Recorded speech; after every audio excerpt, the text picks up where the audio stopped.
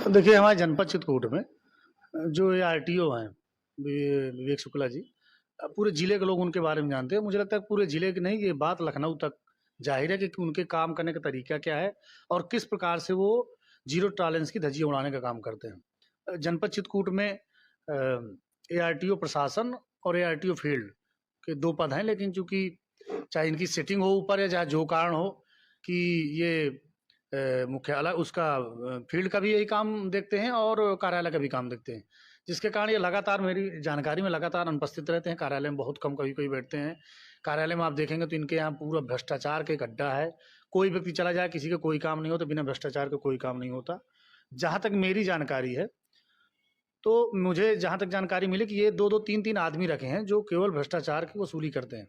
मतलब अगर कोई गाड़ी पलट जाए, अभी आपने इनके एक वीडियो ने कई वीडियो देखे होंगे, इतने हरिचंद हैं ये कि आप देखते होंगे कि ये पूरी तरह से खुलेआम वसूली करने का काम करते हैं। मुझे लगता है अगर सरकार की ज़ीरो टॉलरेंस है की नीति है, तो ये ज़ीरो टॉलरेंस की नीति को धता बताते हुए सरकार की जो ज़ीरो टॉलरेंस की नीति है उसको दरकिनार करते हुए पूरे ज़िले में भ्रष्टाचार करने का काम करते हैं। मुझे लगता है ज़िले के सबसे भ्रष्ट अधिकारी अगर होंगे तो ये होंगे।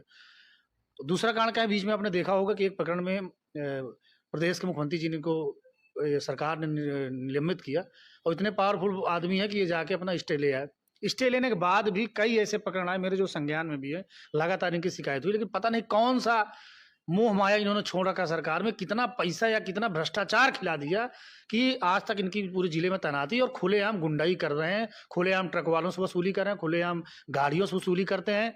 आप ज़्यादा नेतागिरी करोगे या आप ज़्यादा इनसे सवाल करोगे, चाहे आप मीडिया के लोग होगे या कोई भी व्यक्ति होगे, आप जब ज़्यादा सवाल करोगे तो आपको मुकदमे भी लगवाने का काम ये करते हैं। तो पूरी तरह से भ्रष्टाचार में ये एआरटीओ डूबे हैं। मेरी सरकार से गुजारिश है कि अगर वास्तविक में ज़ीरो टॉलरेंस कहीं 1% भी भारतीय जनता पार्टी की सरकार में बचा हो, तो ऐसे महानुभाव को यहाँ से दूसरी जगह ट्रांसफर करने का या ऐसे व्यक्ति को फील्ड में रहने का अधिकार ही नहीं है। वो मेरी जानकारी में 2-2 3-3 लोग रखे हैं ये, जो पैसे की वसूली करते हैं। मुझे लगता है इस जिले में इतना बड़ा अगर इनकी संपत्ति की जांच करा दी जाए, इनकी जांच करा दी जाए, इतना बड़ा भ्रष्टाचार सामने आएगा कि ज़ीरो टॉलरेंस दूर-दूर तक दिखाई नहीं देगा। अवसर मिलेगा तो मैं ज़रूर जल्द ही इनके कार्यालय भी जाने का काम करूँगा। इनकी बात पहले भी मैं ऊपर अधिकारियों को उच्च अधिकारियों को भेज चुका हूँ। मैं जल्द इनके खिलाफ पत्राचार भी करूँगा। अवसर मिलेगा मुझे तो मैं सदन में भी बात रखूँगा और मैं जिले के अधिकारियों से भी अपील करूँगा कि ऐसे भ्रष्ट अधिकारी जिसको आप जानते हो और जो पूरे खुलेआम ऐसा लगता है कि जिले का ये बॉस एआरटीओ है, तो ऐसे व्यक्ति के खिलाफ सख्त कार्रवाई होनी चाहिए और ऐसे व्यक्ति को फील्ड में रहने का या जनता के बीच में रहने का मुझे नहीं लगता कि कोई अधिकार है। इनके खिलाफ सख्त से सख्त सरकार को कार्रवाई करना चाहिए और अगर सरकार की मंशा है कि खूब कमाओ, खूब यहाँ खर्च करो, खूब लखनऊ में दो, तो अलग विषय है, वो सरकार की इच्छा। पकड़ने की आड़ में, अपने पद की आड़ में केवल भ्रष्टाचार करने का काम करते हैं। ज़्यादा गुंडाई करोगे, 20 मुकदमे इन्होंने ट्रक मालिकों के खिलाफ या ट्रक के जो ड्राइवर उनके खिलाफ लिखवाए होंगे, केवल इसलिए लिखवाए होंगे कि अगर पैसा नहीं हुआ। पैसा मिल गया तो कोई बात नहीं, अगर नहीं मिला तो अपने पद का दुरुपयोग करके और जो अधिकार है उसका दुरुपयोग करके ये लोगों के खिलाफ गलत मुकदमे लिखवाने का भी काम करते हैं। लेकिन मैं ये जानता हूँ कि पूरे जिले की जनता ऊब चुकी है इनसे। कोई भी 1% काम हो जाए, बिना पैसा लिए काम नहीं करेंगे। और एक बार नहीं, इनकी बेइज्जती भी अभी मुझे याद है, पिछली अभी जो अनुश्रवण समिति की हमारी मीटिंग हुई थी, माननीय विधानसभा अध्यक्ष जी ने इनको बहुत डांटा था और इनके खिलाफ प्रोटोकॉल उल्लंघन की शिकायत थी। ये इतनी बदतमीजी करते हैं, जो महिला हमारी विधायक है उनसे भी बदतमीजी करने का काम करते हैं। लेकिन सरकार का संरक्षण होने के कारण मुझे लगता है इनका ट्रांसफर या इनके खिलाफ कार्रवाई नहीं हो रही। लगातार कोशिश करूंगा कि सरकार इनकी जो बातें हैं, इनकी जो चर्चित व्यक्ति है, इनकी बात मैं वहां सदन सरकार तक पहुंचाऊं और इनके ऊपर सरकार कार्रवाई करे, ऐसा मेरा निवेदन। समाजवादी पार्टी के विधायक को मैं क्या कहूं, उन्होंने ये जो आरोप लगाया है, पहले तो उन्होंने आरटीओ को फोन किया और कहा कि अपने भांजे का ट्रैक्टर में जुर्माना को देख के समझ के उसको क्या हो सकता है कम कर लीजिए, और अगर वो जुर्माना कम कर देता, खत्म कर देता, ऐसे ही ट्रैक्टर जाने देता तो उसको ईमानदारी का सर्टिफिकेट दे देते। मतलब वो भ्रष्टाचार कर देता तो उसको ईमानदारी का सर्टिफिकेट दे देते। उसने उसमें जुर्माना लगा दिया तो सरकार को उन्होंने जीरो टॉलरेंस की बात करते हुए सरकार पर एक आक्षेप लगाया एआरटी को जोड़ते हुए। मैं किसी अधिकारी को कोई सर्टिफिकेट नहीं दे रहा हूं ईमानदारी का, पर इस विषय में जो मेरे पास साक्ष्य उपलब्ध है उसमें स्पष्ट है कि कर्मी सदर के विधायक, चित्रकूट सदर विधायक ने अपने भांजे के ट्रैक्टर को, जिसका उन्होंने नंबर का उल्लेख किया उस वार्ता में, उस नंबर के उल्लेख के साथ ये कहा कि इसको जुर्माना देख लीजिए। जब उसने जुर्माना पूरा लगा दिया तब वो उनको तिलमिला गए कि उनके कहने के बावजूद उनको छोड़ा क्यों नहीं बिना जुर्माना के, और उस पर अनर्गल आरोप लगा रहे हैं। तो इससे स्पष्ट हो रहा है, व्यक्ति का चाल से चेहरा समझ में आता है, स्पष्ट है कि अगर आप अपने भांजे से पहले तो अवैध खनन, इस पे तो अवैध खनन हो रहा होगा, अवैध खनन के बाद अवैध परिवहन पे आपने जब विषय आया तो आप लगे सरकार को घेरने, जीरो टॉलरेंस के ज्ञान देने।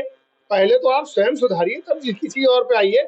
अपने नातेदार, रिश्तेदार, परिवार को आप इन कामों से पहले दूर करिए। आज जनता ने आपको करबी विधानसभा से चुन के भेजा है तो इस अपेक्षा के साथ कि आप ईमानदारी के साथ करेंगे, ना कि सिर्फ दिखावा करेंगे, एक तरह की ईमानदारी का ढोंग करेंगे और कुल परिवार लग जाएगा वसूली में और अवैध धंधे में, अवैध परिवहन में, अवैध खनन में, और बाद में आप सरकार को घेरेंगे। इसका मेरे पास साक्ष्य, आप चाहिए तो मैं साक्ष्य भी उपलब्ध सुना सकता हूँ। जय सुनिए ऑडियो को। हाँ, हेलो शुक्ला जी। नमस्ते सर। नमस्ते। बैठे हैं ऑफिस में? हाँ सर बैठा हूँ। एक ये भांजे का हमारा ट्रैक्टर है, मिट्टी उट्टी में कुछ हो गया था तो मैं भेज रहा हूँ, देख लीजिएगा कुछ उसमें वो हो जाए। अच्छा ठीक। आपके यहाँ से वो होता है ना, क्या होता है रिलीज नहीं, वो जैसे जुर्माना वाला होता है कुछ। अच्छा अच्छा ठीक ठीक। यूपी 96 है 1055 ट्रैक्टर नंबर। ठीक ठीक। देख लीजिए क्या संभावना। अब उसी ट्रैक्टर पे उन्होंने चालान किया है 1055। अब जरा इसका ट्रैक्टर का नंबर भी पढ़ लीजिए, चालान में मेंशन होगा नंबर उसमें 1055। ये उनका गाड़ी का जो चालान हुआ है वही चीज उसमें भी है 1055। अब आप इसमें देखिए। अब इसके बाद भी कोई ये बात बोले सरकार को घेरे, माननीय योगी जी की सरकार है, भारतीय जनता पार्टी की सरकार है, मैं तो चुनौती देता हूं कि एक भी उदाहरण लेकर आए और उदाहरण लाएं, जस्टिफाइड लाएं कि किसी ट्रक वाला, कोई ट्रांसपोर्टर पैसा लेते हुए कोई साक्ष्य लेकर आए, तुरंत निलंबित कराने। माननीय विधायक श्री अनिल प्रधान जी ने अभी मेरे ऊपर कुछ आरोप लगाए हैं।